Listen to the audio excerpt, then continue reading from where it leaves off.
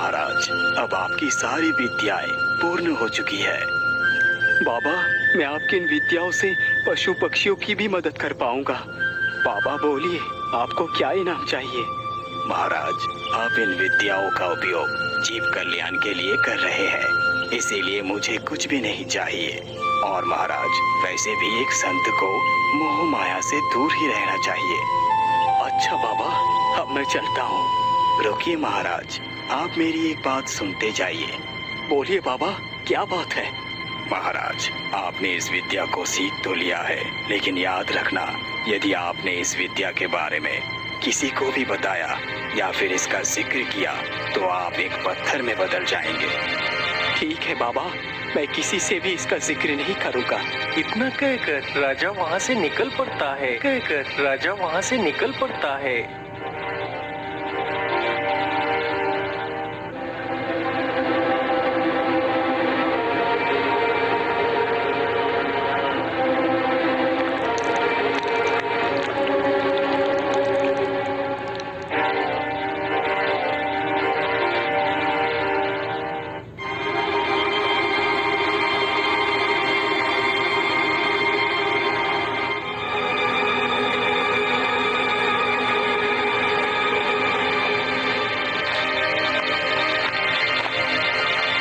राजा चलते चलते एक घने जंगल से गुजरता है। राजा ने उस साधु से पशु विद्या सीखी थी, जिससे राजा पशु पक्षियों की भी भाषा को समझ सकता था।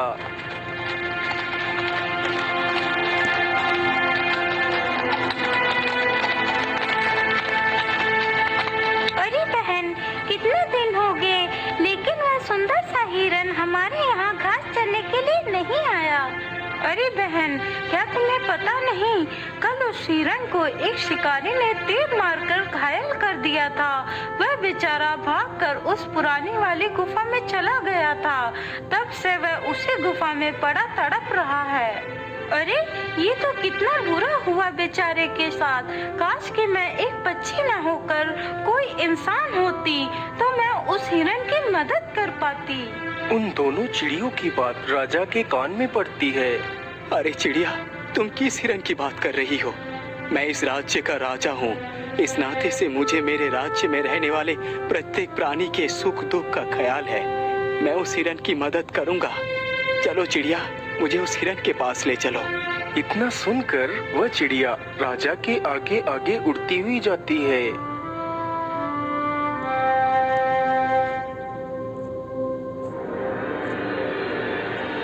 वह चिड़िया जल्दी ही राजा को एक गुफा के द्वार पर पहुंचा देती है।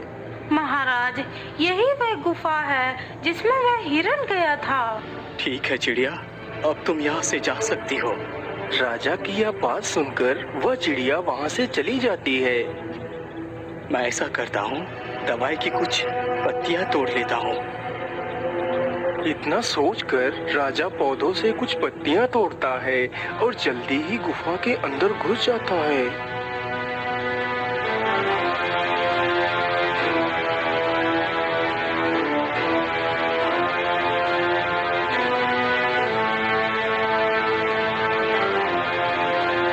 आखिर वो हिरन कहाँ हो सकता है? यहाँ आसपास तो कोई भी दिखाई नहीं दे रहा। ये सारी बातें सोचते सोचते राजा वहीं पर पहुंच जाता है जहां पर वह हिरन घायल अवस्था में पड़ा हुआ था। हिरन ने जैसे ही राजा को वहां पर देखा तो हिरन उठ खड़ा होता है। अरे हिरन, तुम डरो मत, मैं तुम्हें कोई भी नुकसान नहीं पहुंचाऊंगा। मैं तो तुम्हारे जख्म पर दवाई लगाने आया हूँ। तुम चुपचाप यहीं पर बैठ जाओ, मैं तुम्हें दवाई लगा देता हूँ। राजा की यह बात सुनकर हिरन वहीं पर बैठ जाता है। राजा जल्दी से उसे दवाई लगा देता है। हिरन, तुम चिंता ना करो, तुम जल्दी ही स्वस्थ हो जाओगे। महाराज, मेरी मदद करने के लिए आपका बहुत बहुत धन्यवाद।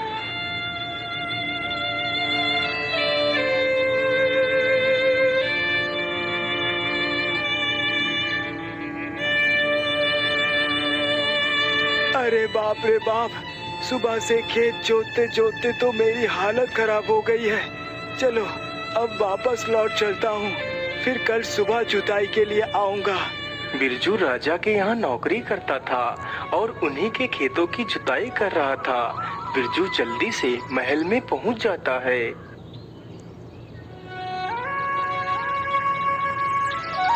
अरे बिरजू, तुम तो कितनी धूप में काम करते हो। तुम बैलों को यहीं पर बांध दो और जल्दी से जाकर पानी पियो और थोड़ा सा आराम कर लो। इतना सुनकर बिरजू वहाँ से चला जाता है।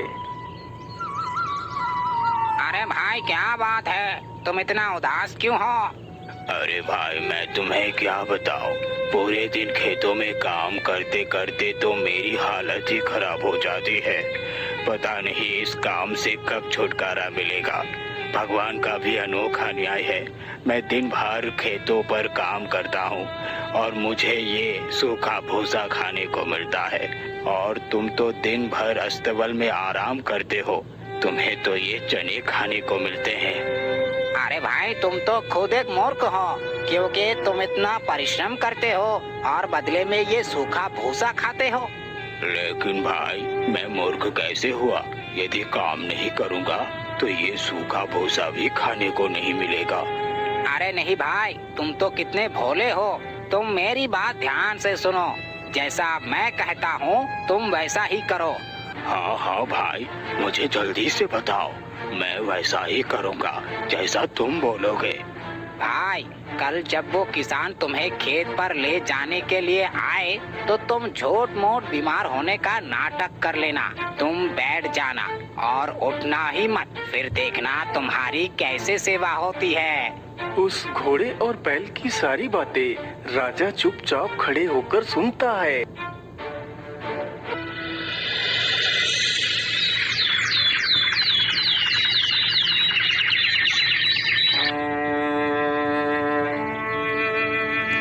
अगली सुबह ही बिरजू बैलों के पास जाता है तो देखता है कि एक बैल बड़ा ही सुस्त है। अरे ये क्या, आज तो ये बैल बड़ा ही सुस्त बैठा है। अरे चल उठ जा, हमें खेत में जाना है। उठ उठ चल। क्या तो उठेगा नहीं? मुझे तो लगता है आज ये बैल बीमार है। चलो मैं इसकी खबर महाराज को दे देता हूँ। महाराज, आज अपना एक बैल बड़ा ही सुस्त है। मुझे तो लगता है वो बीमार हो गया है। अच्छा अच्छा, ऐसी बात है। चलो मैं भी देखता हूँ कि आखिर बैल को क्या बीमारी लग गई है। इतना कहकर राजा बिरजू के साथ जाकर देखता है तो एक बैल सुस्त हालत में बैठा हुआ था। अरे ये क्या, मुझे लगता है इस बैल ने तो घोड़े की बात को गंभीरता से ले लिया। अब तो इस घोड़े को सबक सिखाना ही पड़ेगा। महाराज, आज मैं खेत कैसे जोतूंगा? आज तो हमारा एक बैल बीमार है। अरे बिरजू, तो इसमें कौन सी बड़ी बात है? यदि हमारा एक बैल बीमार हो तो क्या हुआ? आज तुम दूसरे बैल के स्थान पर इस घोड़े को ही ले जाओ। इस घोड़े से खेत की जुताई करो। लेकिन महाराज, क्या ये घोड़ा खेत में चल पाएगा? अरे बिरजू, तुम ये कैसी बातें कर रहे हो? यदि ये खेत में ना चले तो इसकी पीठ पर जोर जोर से 4-5 डंडे मारना, तो ये अपने आप ही भागने लगेगा। अच्छा, ठीक है महाराज, मैं ऐसा ही करूँगा। आज इसी से अपना सारा खेत जोत कर आऊंगा। तो फिर जल्दी से जाओ बिरजू और खेत की जुताई करो। लेकिन महाराज, जरा सा घोड़े को चने खिला लो, फिर लेकर जाऊंगा। अरे नहीं बिरजू, आज चने घोड़ा नहीं खाएगा। आज चने हमारा बीमार बैल खाएगा। आज घोड़े को सिर्फ सूखा भूसा खिलाओ। ठीक है महाराज, जैसी आपकी इच्छा। बिरजू जल्दी से चने लेकर आता है और बैल के सामने रख देता है और घोड़े के सामने सूखा भूसा रख देता है। यह देखकर तो घोड़े की जान ही निकल जाती है। अरे इस राजा ने क्या कर दिया? आज खेत की जुताई मुझसे कराएगा और चने खिलाएगा इस बैल को। हे राम राम राम, किसी को काम चोरी बताकर उल्टा मैं ही उसमें फंस गया, और ऊपर से चने के स्थान पर ये सूखा भूसा। मैं इस सूखे भूसे को तो कभी नहीं खाऊंगा। महाराज, घोड़ा तो भूसा खा नहीं रहा। अरे बिरजू, मुझे लगता है घोड़े को भूख नहीं लगी है, इसीलिए खाना नहीं खा रहा। तुम ऐसा करो, इस घोड़े को ऐसे ही ले जाओ। राजा की यह बात सुनकर तो घोड़ा और भी ज्यादा गुस्सा हो जाता है, लेकिन घोड़ा कर भी क्या सकता था। मजबूरन बेचारा खेत में चला जाता है।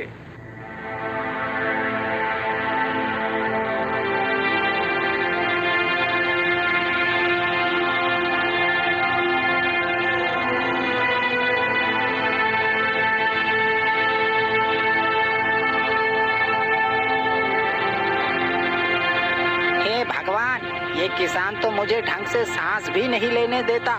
आज तो मेरी मौत निश्चित है। अरे चल चल, तू तो चलने में कितनी आनाकानी कर रहा है। अरे रुक, तुझे अभी मजा चखाता हूँ। किसान तुरंत डंडा उठाता है और 2-4 डंडे खींचकर घोड़े को मारता है। घोड़ा फिर से दौड़ने लगता है। इस प्रकार घोड़ा जब भी चलने में आनाकानी करता तो किसान घोड़े के खींचकर 2 डंडे मारता। घोड़ा फिर से खेत में दौड़ने लगता। यह देखकर तो दूसरे बैल को बड़ा आनंद आ रहा था। वह मंद मंद मुस्कुराता हुआ खेत में आगे बढ़ रहा था। वह मंद मंद मुस्कुराता हुआ खेत में आगे बढ़ रहा था।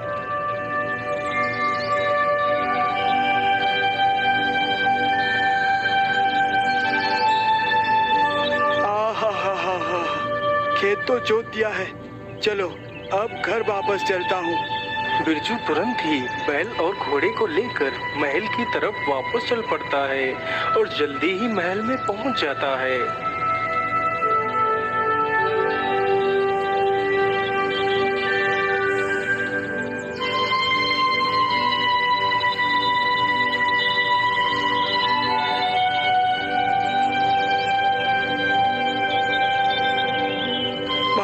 आज का दिन तो बहुत अच्छा रहा। आज तो मैंने सारा खेत जोत दिया। अरे वाह, बोल तो ऐसे रहा है जैसे सारा खेत इसी ने खुद ही जोता है। मार मार कर मेरी सारी कमर ही तोड़ दी और कहता है कि आज का दिन अच्छा रहा। अरे भाई, क्या बात है? आज तो तुम बड़े दुखी दिखाई पड़ रहे हो। अरे भाई पूछो मत, तुम्हें काम चोरी सिखाने के चक्कर में ही मेरी ये हालत हुई है। भैया ऐसा करो, कल से तुम अपनी खेती संभालो और मुझे मेरा कार्य करने दो। यदि एक दिन और खेत में चला गया तो खेत से मेरी लाश ही लौट कर आएगी। घोड़े की यह बात सुनकर राजा को हंसी आ जाती है। तभी उधर से एक नई नवेली दुल्हन की डोली जा रही थी। राजा को हंसता देखकर महारानी को राजा के ऊपर संदेह हुआ। अरे महाराज, आप एकदम से क्यों हंसे? क्या बात है? अरे कुछ नहीं महारानी जी, कुछ नहीं, बस ऐसे ही हंस दिए। लेकिन महाराज, कोई भी व्यक्ति ऐसे कैसे हंस सकता है जब तक कोई कारण ना हो? अरे महारानी, आप भी ना, आप तो मेरे पीछे ही पड़ जाती हैं। मैं जिस कारण बस हंस रहा था वे कारण तुम्हें नहीं बता सकता। हाँ, मैं सब जानती हूँ। आखिर तुम बताओगी भी क्या? क्योंकि तुम तो नई नवेली दुल्हन को देखकर अपनी जिज्ञासा को शांत नहीं कर पाए और उस चुड़ैल की तरफ हंस दिए। महारानी जी, आप ये कैसी अनर्गल बातें कर रही हैं? मेरी हंसी का कारण वो निर्दोष नहीं है। तो फिर क्या कारण है महाराज? मुझे वह कारण बताओ। महारानी, आप जिद ना करें। यदि मैंने आपको कारण बताया तो मैं पत्थर का हो जाऊंगा। इसीलिए महारानी जी, आप कारण ना पूछे तो अच्छा है। महाराज, आप दुनिया भर के बहाने बनाना बंद करें और मुझे मेरे सवालों का जवाब दें। यदि आपने मेरे सवाल का जवाब नहीं दिया तो मैं अन्न जल कुछ भी ग्रहण नहीं करूंगी। हे भगवान, अब मैं क्या करूं? कैसे समझाऊं इस औरत को? यदि मैंने इसे सच्चाई बताई तो मैं पत्थर का हो जाऊंगा और यदि नहीं बताई तो ये मुझे जीते जी मार डालेगी। अब तो मुझे पत्थर ही बनना है। यदि मैं यहाँ पत्थर बन गया तो मैं यहाँ पर लोगों के पैरों तले कुचलता रहूंगा। मैं ऐसा करता हूँ, गंगा जी के घाट पर चलता हूँ और वहीं पर सच्चाई बताकर सीधे पत्थर बनकर गंगा नदी में ही गिर जाऊंगा तो कम से कम मेरा कल्याण हो जाएगा। अच्छा, ठीक है महारानी जी, मैं आपको इसका कारण जरूर बताऊंगा, लेकिन आज नहीं। इसका जवाब मैं तुम्हें कल दूंगा, वो भी यहाँ पर नहीं। इसके लिए तुम्हें कल मेरे साथ गंगा जी के घाट पर चलना होगा। हाँ, ठीक है महाराज, मैं कल आपके साथ जरूर चलूँ।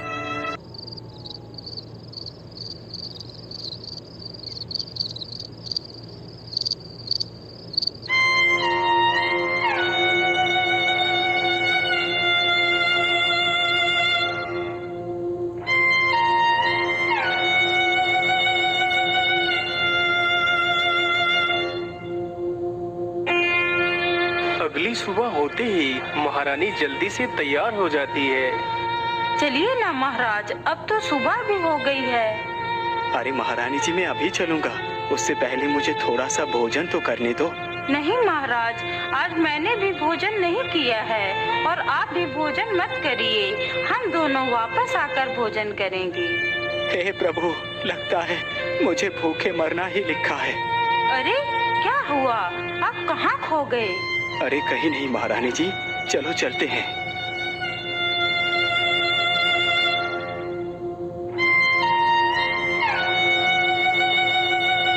राजा चलते चलते काफी घने जंगलों से गुजरता है। वहीं जंगलों में एक चरवाहा अपनी कुछ बकरियां चरा रहा था। वहीं पर एक पानी का कुआं था। अरे कुएं के अंदर तो कितनी अच्छी घास लगी हुई है।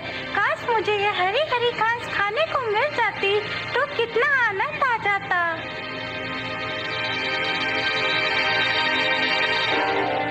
स्वामी, मुझे तो बहुत जोर की प्यास लगी है। आप मेरे लिए थोड़ा सा पानी मंगवा दीजिए। कुआं तो सामने ही है। अच्छा ठीक है, मैं अभी तुम्हारे लिए पानी मंगवाता हूँ। अरे सारथी, तुम जल्दी से जाओ और कुएं से थोड़ा सा पानी लेकर आओ। माँ, मुझे बहुत जोर की भूख लगी है, मुझे दूध पिलाओ ना। अरे दूध दूध दूध, क्या हर समय दूध दूध ही चिल्लाते रहते हो? अब मैं किसी को भी दूध नहीं पिलाऊंगी। यदि तुम्हें दूध पीना है तो पहले इस कुएं में से हरी हरी घास को तोड़ कर लेकर आओ, तभी मैं दूध पिलाऊंगी। लेकिन माँ, यदि मैं उस घास को तोड़ने के लिए जाऊंगा तो मैं उस कुएं में गिर जाऊंगा। वो सब मुझे नहीं पता। यदि दूध पीना है तो घास तो लानी ही पड़ेगी। अपनी माता की यह बात सुनकर तो बच्चा रोने लगता है और अपने पिता के पास जाकर सारी कहानी बताता है। क्या तुम्हारी माँ ने ऐसे कहा तुमसे? रुको बेटा, मैं अभी तुम्हारी माँ के पास जाकर पूछता हूँ। अरे धनो, तुम इन बच्चों को दूध क्यों नहीं पिला रही? देखिए जी, मैं दूध ऐसे नहीं पिलाऊंगी। यदि इन बच्चों को दूध पीना है तो मेरे लिए उस कुएं से हरी घास लानी ही होगी।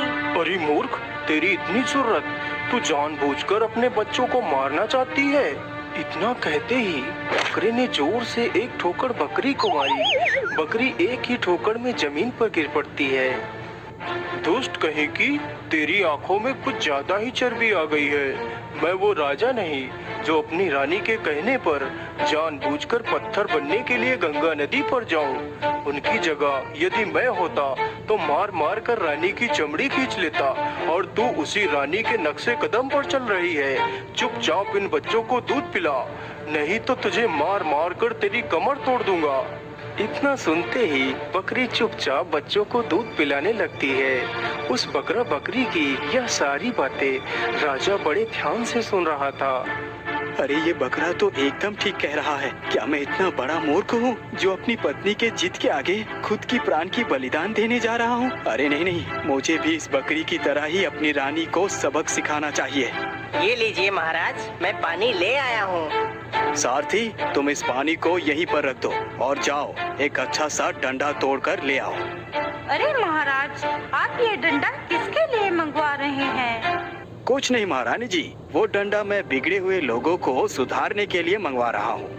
ये लीजिए महाराज, मैं डंडा भी लेकर आ गया हूँ। राजा तुरंत ही उस डंडे को हाथ में लेता है और महारानी के ऊपर डंडा चलाने लगता है। अरे अरे अरे स्वामी, आप ये क्या कर रहे हैं? आप मुझे मार क्यों रहे हैं? दोस्त, आज मैं तुझे मार मार कर तेरी जान ले लूंगा। तुझे अपने सवाल का जवाब जानना है ना? यही है तेरे सवाल का जवाब। हे मेरे स्वामी, मेरे प्रभु, मेरे प्राण प्यारे, मुझे छोड़ दो, मुझे मत मारो। मुझे कोई सवाल नहीं जानना। आज के बाद मैं आपसे कुछ भी नहीं पूछूंगी। भगवान के लिए मुझे छोड़ दो। यदि ऐसी बात है तो तू पहले गंगा मैया की कसम खाकर बोल कि तू आज के बाद मुझसे कोई भी सवाल नहीं पूछेगी। हाँ हाँ स्वामी, मैं गंगा माँ की कसम खाती हूँ। आज के बाद मैं कोई भी सवाल नहीं पूछूंगी। मुझे छोड़ दो। चलो सारथी, अब रथ को वापस महल में ले चलो। इस प्रकार राजा अपनी हठी पत्नी को ठीक कर लेता है और वहाँ से चला जाता है। दोस्तों, इस कहानी की गंभीरता को सकारात्मक तरीके से अपने जीवन में उतारें, न कि